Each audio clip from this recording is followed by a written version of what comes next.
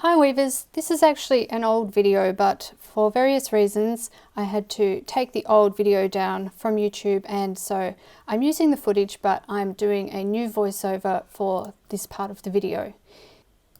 So this video is to show you how to insert pickup sticks on a rigid heddle loom. Using pickup sticks really increases the kind of things that you can do on a rigid heddle loom, because essentially it provides you with more than two shafts, which every rigid heddle loom has two shafts, one for the hole and one for the slot, but using pickup sticks allows you to create more shafts, and that really increases what sort of patterns you can do. So pickup sticks are really great for making your loom more versatile and really getting the most out of it.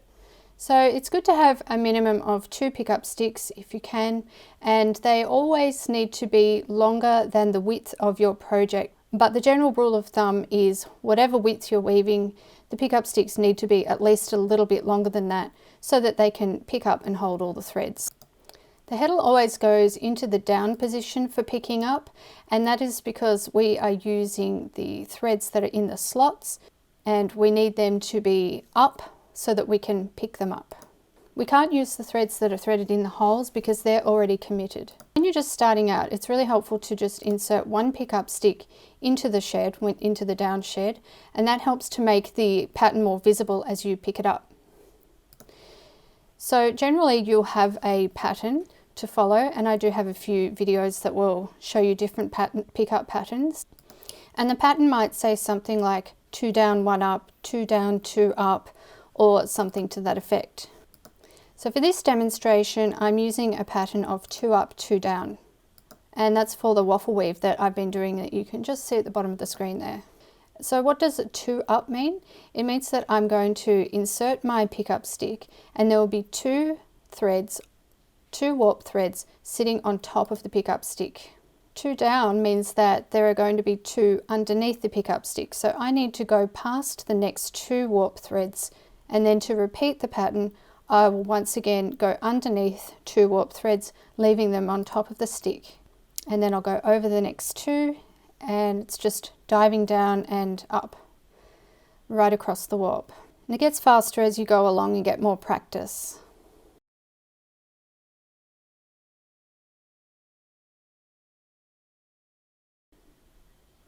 So the other stick that was helping us to kind of see what was going on, that can be taken out now.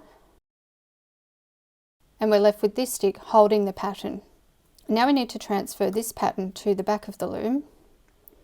An easy way to do that is to turn the pickup stick on its side so that it's holding all of those warp threads up, and then that creates a shed behind the heddle or the reed, and you can just go in with the extra pickup stick, and then your pattern is automatically picked up.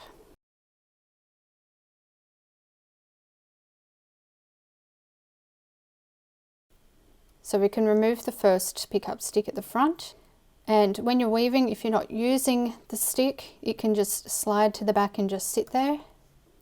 And there are different positions that you're going to use for your pickup stick. You can turn it on edge, you can slide it up to the front with the heddle in up, and all different ways. So now let's say that I have a pattern that says 1 up and 1 down.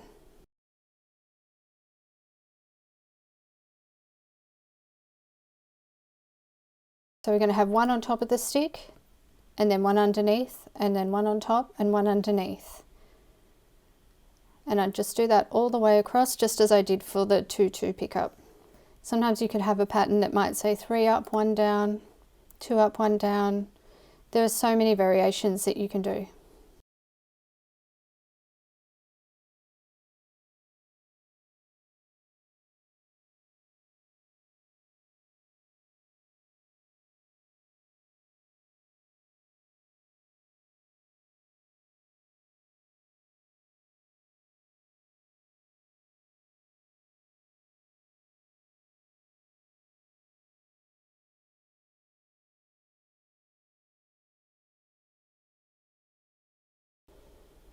So once again, we can take out the other pickup stick, turn this one on its side,